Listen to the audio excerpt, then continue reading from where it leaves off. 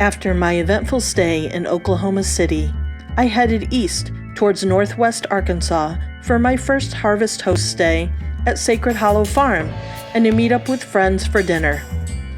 The host at Sacred Hollow Farm was friendly, and I had a good night of rest before heading out the next morning, continuing east toward my next destination.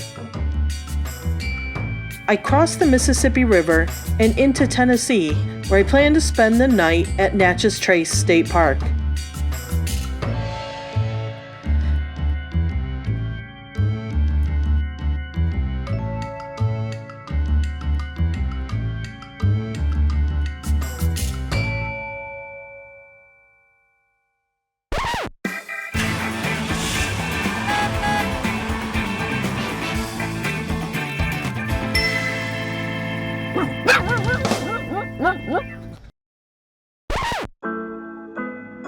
I stayed at Cub Lake Campground, which provided water and electric sites in a beautiful wooded campground.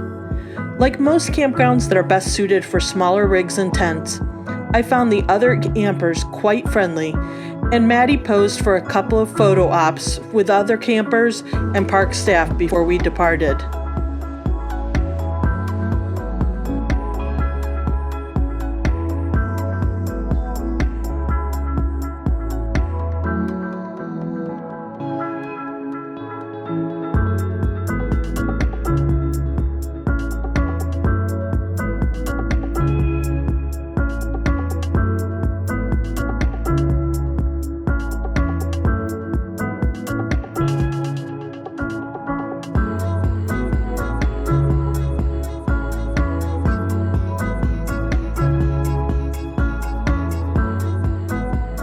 From Natchez Trace, I made my way east along I-40 until I reached my next destination in Lenoir City, Tennessee.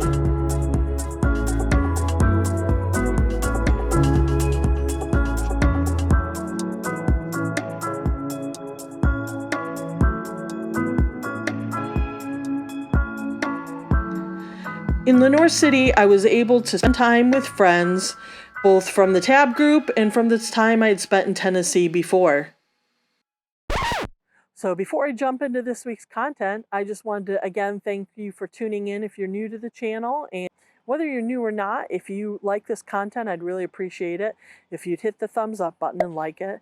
And if you haven't already done so, subscribe. Well, greetings from East Tennessee. Right now, I'm at Yarbury Campground, which is in Lenoir City, just west of Knoxville. Yarbury is a public campground, and it's a medium-sized campground. It's actually on a peninsula right on the lake. It's beautiful.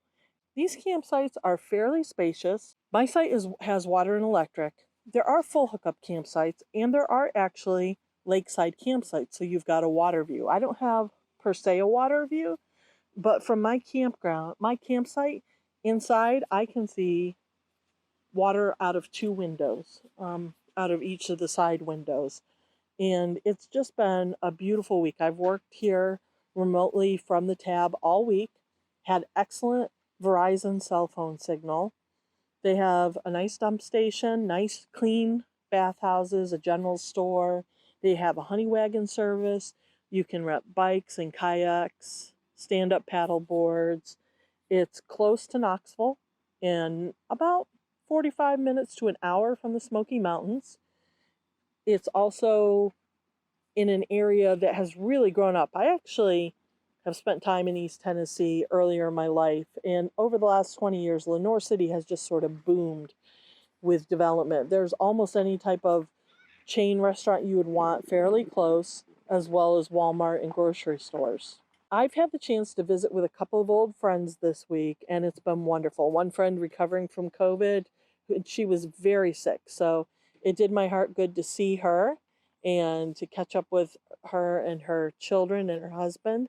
And then another friend who I have a ton in common with, I've been able to see a couple times as well. So it's been really just a relaxing week here. First week back to work after vacation, and that has gone great. So this has been a great campground to use as a home base. If you're looking for something that isn't sort of halfway between like your RV park experience and a rustic camping experience. Fits the bill. The folks at this campground have been super nice, and everybody has expressed that they hope I have a wonderful stay, and I have. I think if I hooked up my antenna to the TV, I'd get a few local channels. I haven't done that. Have watched a little TV, but I've used my YouTube TV app and Amazon Prime and Netflix. And it's just a great location. I couldn't be happier with this campground. I'll probably come back and work from here again. It's just wonderful. One of the great things about working in Tennessee is they have no state income tax. So you don't have to worry about, a lot of times people, when they work remotely, they just forget that you need to pay attention to the state income tax in the state that you're visiting. Just because you pay in one state doesn't mean you're exempt from paying in another. So I try to work in states that have reciprocity. For example, Ohio has reciprocity with Pennsylvania. Um, or states that don't have income tax, like Texas doesn't, Tennessee doesn't, I believe Florida, Wyoming, somewhere in the Northeast, it might be Maine or New Hampshire, does not have income tax. So South Dakota is another one. There are a few states out there that don't have income tax. You should always do your own research because tax laws change so often. They've changed between when I was out west before and when I went out this year. So just pay attention if you're a digital nomad so that you don't get zinged by taxes at some point in time. If you're working remotely, they can consider the fact that you're working in their state source income. That's where it gets a little tricky. I'm not a tax attorney, but I do my best to lawfully pay my taxes and be legal. If you're unfamiliar with the Knoxville area, you might be surprised by how busy it is and how much there is to do. The traffic has been surprising to me. It's been really heavy most of the week. Some of the things, there's a lot of outdoor recreation here. So almost anything you like to do outdoor, you can do in the area. You can fish, you can boat, you could swim, you could kayak, you could hike, you can bike. I'm not trying to rhyme, but it is happening here. Anyway, the outdoor recreation opportunities are huge. The other thing is there's a lot of camping. There are a lot of sports activities. You've got the Smokies, a minor league baseball team. You've got the University of Tennessee Athletics. Although last week they had an unfortunate incident where they threw stuff onto the field and I believe hit Lane Kiffin with a golf ball. Everybody I've talked to is fairly embarrassed by that little incident. They're not proud of the fans that did that. But usually the University of Tennessee football games are a real fun experience. The other thing I love about this area is the food. Now, I'm not a foodie. I don't like fancy foods. I don't like exotic foods. I don't like the things that other people sometimes like. I always joke that I have the taste buds of a fifth grader. But I do like the food here. It's very good Southern homestyle cooking. And my favorite place to eat here is a place called Calhoun's. And it's not fancy. They're known for their ribs, but I like their chicken fingers. They serve wonderful bread with their meals. But I don't remember having bad food pretty much anywhere when I've eaten in Knoxville. So it's a great, great place to eat. I believe Dave Thomas got his start in the restaurant business here. And there are a few chains that have gotten their start right here in Knoxville. One interesting fact about Knoxville is it's really one of the things that helped spark my interest in landscape photography. I went to the Knoxville Museum of Art. They had a traveling exhibit called American Grandeur. And there were a lot of paintings by people like Thomas Moran and other sort of romantic type painters who painted the American landscape. And I remember the pictures that were painted of the West and the beautiful light and the way they made the rocks and the mountains come alive in those pictures really just gave me a vision of how beautiful landscapes could be. Truthfully, I didn't have much appreciation for it prior to that.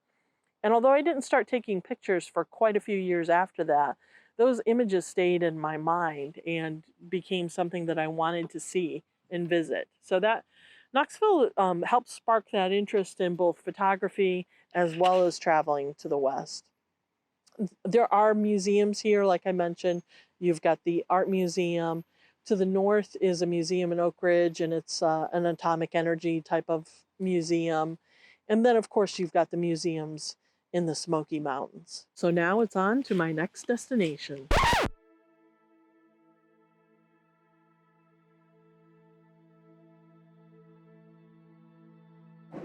So we made it to another destination. We're at Great Smoky Mountain National Park in East Tennessee.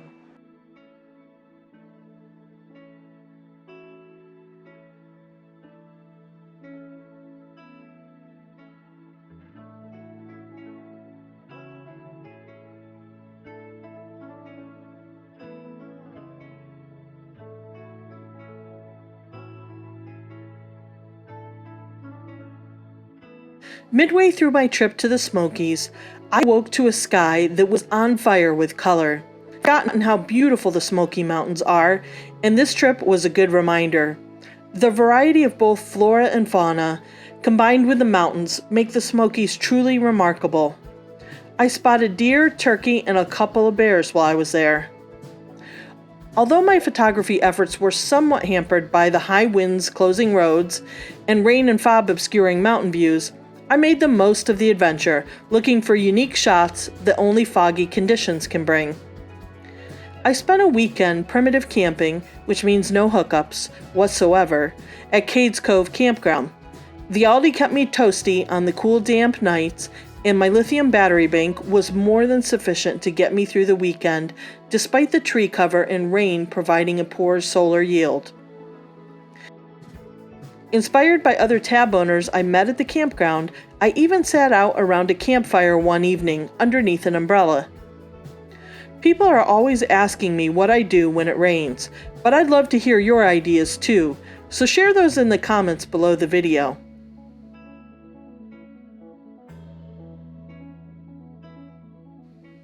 I made the most of the damp weather by roaming the Cades Cove Loop, as well as the Foothills Parkway and Tail of the Dragon, before leaving the park on Sunday to again meet friends for lunch before heading north.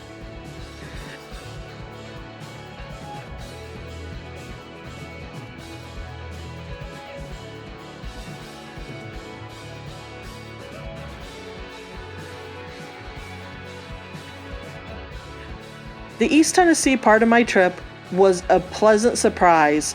The leaves were still turning and reached peak while I was there, and I enjoyed the mountain views combined with the fall foliage tremendously. Thanks for watching. I'll see you next time.